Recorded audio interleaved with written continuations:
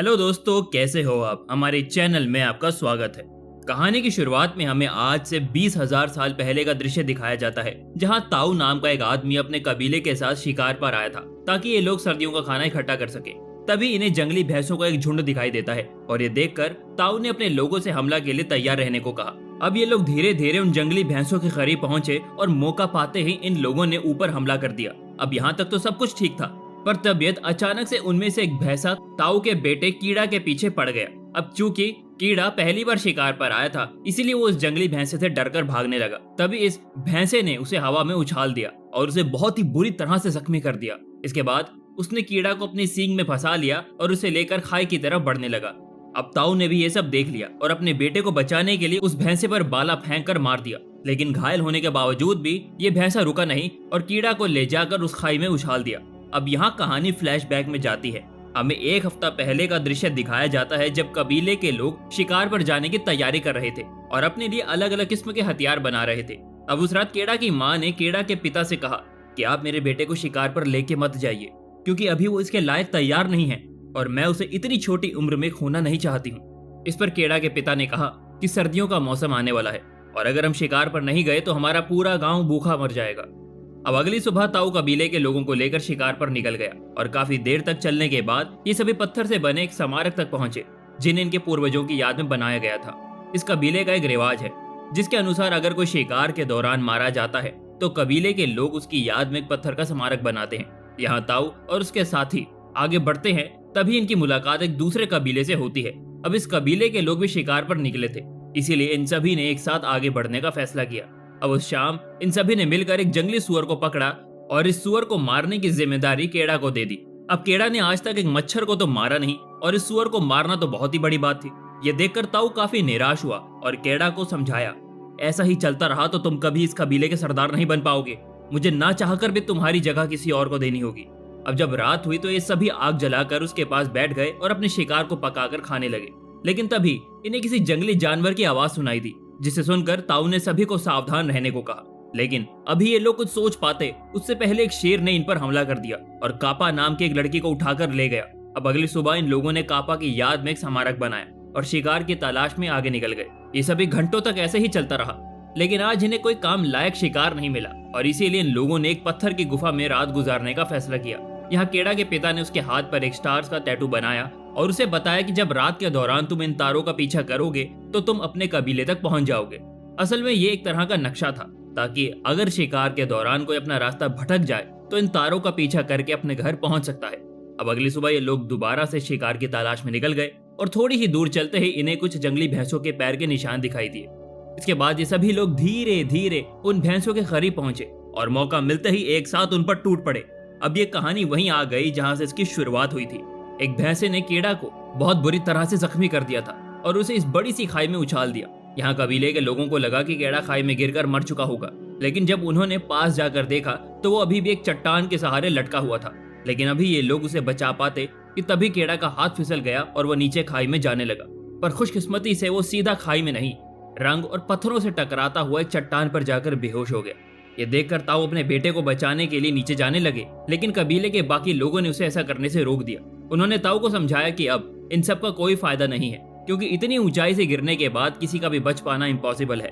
हालांकि ताऊ ने इन बातों पर ध्यान नहीं दिया और चट्टान के किनारे पर बैठकर अपने बेटे को आवाज लगाने लगा।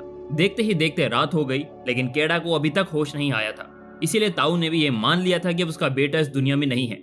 अब अगली सुबह कबीले के लोगों ने भारी मन के साथ खेड़ा को आखिरी विदाई दी और अपना किया हुआ शिकार लेकर कबीले की तरफ निकल गए। ऐसे ही कुछ घंटे बीत गए, लेकिन केड़ा को अब तक होश नहीं आया था। इसी बीच एक गिद्ध की नजर केड़ा पर पड़ती है और वो उसे मरा हुआ समझकर उसके पास आ गया। लेकिन जैसे ही उसने केड़ा को खाना शुरू किया, केड़ा फौरन होश में आ गया और एक झटके में उस गिद्ध की गर्दन पकड़कर उसे नीचे फेंक दिया। अब खुद को इस चट्टान पर देखकर केड़ा काफी घबरा गया, चीख चीख कर मदद की गुहार लगाने लगा। लेकिन जल्द ही उसे एहसास हो गया था कि यहाँ उसकी मदद के लिए कोई नहीं है। अब केड़ा ऐसे तो मरना नहीं चाहता था, लेकिन उसने हिम्मत करके उस चट्टान पर चढ़ाई करनी शुरू कर दी। काफी कोशिश के बाद वो थोड़ा ऊपर तो आया, लेकिन अब यहाँ से आगे जाने का कोई रास्ता नहीं था। पर इसके बावजूद भी केड़ा ने हार नहीं मानी और अपनी पूरी जान लगा दी उस चट्टान के सहारे लटका रहा। अब यहाँ उसकी किस्मत ने साथ दिया और बहुत जल्द वहां जोरदार बारिश भी होने लगी। इस मूसलाधार बारिश में उस बड़ी सी खाई को एक नदी में बदल दिया गया और ये देखकर केड़ा के दिमाग में एक आइडिया आया। अब चूंकि केड़ा को तैरना आता था, इसीलिए उसने पानी की गहराई का अंदाजा लगा लिया और हिम्मत करके नीचे कूद लगा ली। लेकिन वो पानी में गिरते ही बेहोश हो गया और जब अगली सुबह उसे होश आया तो वो एक नदी के किनारे पर पड़ा हुआ था। अब केड़ा जिंदा तो बच गया, लेकिन उसके पाँव की हालत इतनी खराब थी कि वो ठीक से हिल भी नहीं पा रहा था। दरअसल इतनी ऊंचाई से गिरने के चलते उसके पाँव की हड्डी खिसक चुकी थी और उसका पाँव पूरी तरह से सूज गया था। अब केड़ा ने हिम्मत करके अपने पैर के पत्थरों के बीच फंसाया और अपनी उस हिली हुई हड्डी को ठीक किया।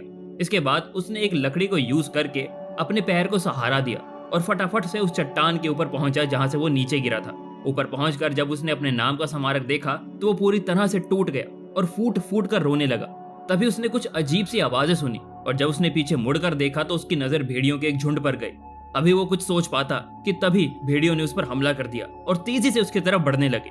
अब अपनी जान बचाने के लिए केड़ा पास के एक पेड़ पर चढ़ने लगा, पर तभी इनमें से एक भेड़िया उसके पैर को पकड़कर नीचे खींचने लगा।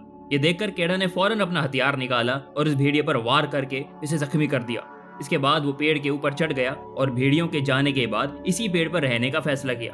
अब देखते ही देखते रात हो गई, लेकिन ये भेड़िए अभी भी यहाँ से जाने को राजी ही नहीं थे। यहाँ केड़ा के पास कोई और चारा भी नहीं था, इसीलिए उसने पूरी रात सूखे हुए पेड़ पर गुजार दी।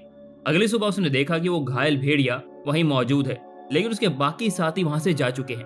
अब सबसे पहले केड़ा ने अपने चाकू से एक हथियार बनाया ताकि वो उस घायल भेड़िए को मार सके, क्योंकि केड़ा ये जानता था कि अगर उसने इस भेड़िए को नहीं मारा तो ये भेड़िया उसे मार देगा। इसके बाद वो नीचे आया और इस भेड़िया को मारने के लिए आगे बढ़ा, लेकिन जब उसने इसकी आंखों में देखा तो उस घायल भेड़िए पर तरस खा गया और उसने उसे मारने का मन बदल दिया। हालांकि वो इस भेड़िए को ऐसे खुला नहीं छोड़ सकता था, इसीलिए उसने इसके मुंह को एक रस्सी से बांध दिया और उसे कंधे पर उठाकर आगे बढ़ने लगा। अब सारा दिन चलने के बाद ये दोनों एक छोटी सी गुफा में पहुंच जाते हैं। इन दोनों ने जैसे तैसे करके अपनी रात गुजारी। अगले दिन केड़ा ने कुछ जड़ी बूटियां इकट्ठी की और उन्हें पीस कर अपने घाव पर लगा लिया। इसी बीच जब केड़ा पानी पी रहा था तब इस भेड़िए ने अपने मुंह पर बंधी हुई पट्टी को खोल दिया। अब ये देखकर पहले तो केड़ा थोड़ा घबरा गया, लेकिन फिर उसने खुद को शांत किया और इस भेड़िए को पानी देने के लिए आगे बढ़ा। अब यहाँ इस भेड़िए ने दांत दिखाकर केड़ा को डराने की कोशिश की, लेकिन उसके बावजूद भी केड़ा शांत रहा और उसे पानी देने की कोशिश की। अब केड़ा का यह बर्ताव देखकर भेड़िया भी शांत हो गया, क्योंकि वो समझ चुका था कि अब उसे केड़ा से कोई खतरा नहीं है। इसके बाद केड़ा ने भेड़िए की चोट पर लगे कीड़ों को साफ किया और उस पर जड़ी बूटियों का लेप लगा दिया। अब उस शाम केड़ा ने खरगोश का शिकार किया और उसे पकाने के लिए गुफा में आग जलाने लगा। इस दौरान भेड़िए ने उससे वो खरगोश छीनने की कोशिश की, लेकिन केड़ा ने उसे डराकर शांत कर दिया और खुद को ताकतवर दिखाने के लिए वो उस खरगोश को कच्चा खाने लगा। ये देखकर वो भेड़िया भी डर गया और चुपचाप जाकर कोने में बैठ गया। अब उस रात केड़ा को खाना खाकर काफी राहत मिली, क्योंकि पिछले कई दिनों से उसने कुछ भी नहीं खाया था। यहाँ उसने भेड़िए को भी थोड़ा खाना दिया और ये भेड़िया भी किसी पालतू कुत्ते की तरह चुपचाप वो खाना खाने लगा। अब चूंकि कीड़ा काफी घायल था, इसीलिए उसने कुछ दिनों तक इसी गुफा में रहने का फैसला किया। केड़ा ने अपने हाथ पर बने टैटूज को देखा। ये देखकर उसे अपने घर की याद आने लगी और उसने बर्फ गिरने से पहले अपने घर वापस लौटने का फैसला किया। अब अगली सुबह केड़ा अपने घर के लिए रवाना होता है और उस भेड़िए से अपने परिवार के पास जाने को कहता है, लेकिन जब काफी कोशिशों के बाद ये भेड़िया नहीं हिला तो केड़ा ने अकेले ही आगे बढ़ने का फैसला किया। अब थोड़ा आगे जाते ही केड़ा ने ये नोटिस किया कि कोई उसका पीछा कर रहा है। जब पीछे मुड़कर देखा तो ये और कोई नहीं बल्कि वो भेड़िया ही था। यहाँ केड़ा ने एक लकड़ी फेंक कर उस भेड़िए को डराने की कोशिश की, लेकिन डर के भागने के बजाय वो भेड़िया उस लकड़ी को अपने मुंह में दबाकर केड़ा के पास ले आता है। इस भेड़िया को बनना तो एक कुत्ता ही था, लेकिन फैमिली प्रेशर के चलते बेचारा भेड़िया बन गया। खैर अब थोड़ा आगे चलते हैं। इन दोनों की नजर कुछ जंगली सुअरों पर पड़ती है और ये देखते ही भेड़िया उनका शिकार करने के लिए उनकी तरफ भागता है। अब भेड़िए से बचने के लिए सुअर केड़ा की तरफ भागने लगे, लेकिन उनको मारने के बजाय केड़ा उनसे डर कर बैठ गया और ये सुअर यहाँ से भाग गए। यहाँ ये भेड़िया केड़ा से काफी निराश हुआ, क्योंकि उसके चलते आज रात दिन दोनों को भूखा सोना पड़ेगा। हालांकि बहुत जल्द इन दोनों में दोबारा से दोस्ती हो गई और केड़ा ने इसका नाम अल्फा रखा। अब उस शाम अल्फा को एक छोटा सा खरगोश दिखा और इस बार उसने कोई गलती नहीं की। उसने खरगोश का शिकार किया और रात को इन दोनों ने साथ मिलकर खाना खाया। अब जब सोने की बारी आई तो अल्फा केड़ा से चिपक कर सो गया ताकि इन दोनों को ठंड ना लगे। ऐसे ही दिन गुजरते गए और ये दोनों एक साथ अपनी मंजिल की तरफ बढ़ते रहे। अगले कुछ दिन में केड़ा अल्फा की मदद से शिकार करना भी सीख गया और देखते ही देखते इन दोनों की दोस्ती और गहरी होती गई। ऐसे ही कुछ दिन और गुजरते गए। अब चारों तरफ सर्दियों का मौसम आ चुका था। सर्दियों में पूरा इलाका बर्फ की एक सफेद चादर से ढक जाता है और चारों तरफ बर्फीली हवाएं चलने लगती हैं। लेकिन इसके बावजूद भी केड़ा और अल्फा ने हार नहीं मानी और अपनी घर की तरफ बढ़ते रहे। इस बर्फीले मौसम में भी ये दोनों जैसे तैसे करके शिकार को ढूंढ ही लेते। और उसे खाकर जिंदा बचे रहते। अब एक दिन चलते चलते केड़ा के पैर के नीचे की बर्फ टूट गई और वो सीधा पानी में गिर जाता है। दरअसल ये एक छोटा सा लेक था जो सर्दियों के कारण बर्फ में जम चुका था। यहाँ केड़ा ने ऊपर आने की काफी कोशिश की, लेकिन उसे बाहर निकलने का रास्ता नहीं मिल रहा था। इधर अल्फा ने बर्फ को तोड़कर अपने दोस्त को बाहर निकालने की सोची, लेकिन इस बेचारे का वजन इतना नहीं था कि वो बर्फ की इतनी मोटी सी परत को तोड़ सके। अब जब केड़ा को रास्ता नहीं मिला तो उसने फटाफट से अपना चाकू निकाला और अंदर से बर्फ को तोड़ने लगा। काफी कोशिशों के बाद आखिर केड़ा ने बर्फ को तोड़ ही लिया और अल्फा की मदद से पानी से बाहर आ गया। इसके बावजूद उसने फटाफट से अपने पास में आग जलाकर खुद को गर्म किया। इन दोनों ने आज की रात यहीं गुजारी और अगली सुबह अपने सफर को कंटिन्यू किया। कुछ घंटों तक चलने के बाद केड़ा की नजर टेंट के बाहर बैठे एक आदमी पर पड़ती है, जिसे देखकर वो काफी खुश हो जाता है। लेकिन जब उसने पास जाकर देखा तो उसकी ये सारी खुशी फौरन गायब हो गई, क्योंकि आदमी ठंड से जमकर मर चुका था। इसके बाद केड़ा ने उस आदमी का वो तीर और धनुष ले लिया और अल्फा को लेकर आगे चल दिया। ये दोनों काफी देर तक ऐसे ही चलते रहे, लेकिन थोड़ी देर बाद एक और मुसीबत ने दस्तक दे दी। इन दोनों का सामना जंगली कुत्तों के झुंड से हुआ, जिन्होंने इनको देखते ही इन पर हमला कर दिया। अब इन कुत्तों से बचने के लिए दोनों फटाफट से गुफा के अंदर घुस गए और हाथ लगाकर कुत्तों का इंतजार करने लगे। लेकिन जब इन्हें कोई हलचल नहीं दिखाई दी तो ये दोनों रिलैक्स होकर वहीं बैठ गए।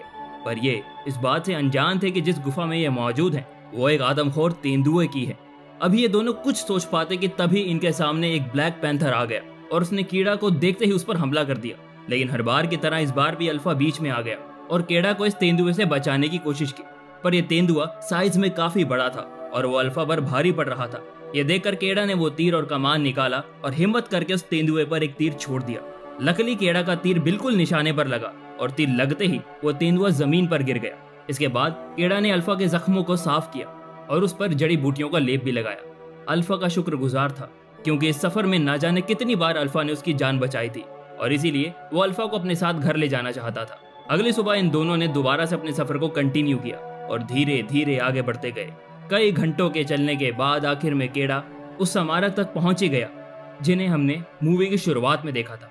इसका मतलब ये है कि अब ये दोनों अपनी मंजिल के काफी करीब हैं। ये देखकर केड़ा काफी खुश हुआ और आगे बढ़ना जारी रखा। लेकिन इसी बीच अल्फा जमीन पर गिर गया, क्योंकि अपनी जख्मों के चलते वो काफी कमजोर हो चुका था। ये देखकर केड़ा समझ चुका था कि अब अल्फा अपने पैरों पर नहीं चल पाएगा। इसीलिए उसने अल्फा को अपनी गोद में उठा लिया और धीरे धीरे आगे बढ़ने लगा। आखिरकार उसकी मेहनत रंग लाई और एक जगह पर पहुंचकर उसे दूर से अपनी बस्ती दिखाई दी। इतने दिनों के बाद अपनी बस्ती को देखकर केड़ा काफी खुश हुआ। उसकी खुशी का कोई ठिकाना नहीं था। इसके बाद वो फटाफट अपनी बस्ती में पहुंचा, जहां पहुंचते ही वो जमीन पर गिर गया। अब जब केड़ा के माता पिता ने उसे देखा तो उनके पैरों तले जमीन खिसक गई और उन्होंने फौरन केड़ा को अपने गले से लगा लिया। यहाँ केड़ा ने ताऊ से कहा कि वो किसी भी हालत में अल्फा को जिंदा बचा ले, और इतना कहते ही वो बेहोश हो गया। कुछ घंटों के बाद जब केड़ा को होश आया तो अपने घर के अंदर मौजूद था और अल्फा के बगल में लेटा हुआ था। यहाँ उसे ये बात पता लगी थी कि अल्फा ने कुछ छोटे बच्चों को जन्म दिया है। इसका मतलब ये है कि अल्फा एक मादा भेड़िया है और इस पूरे सफर के दौरान वो पेट से थी।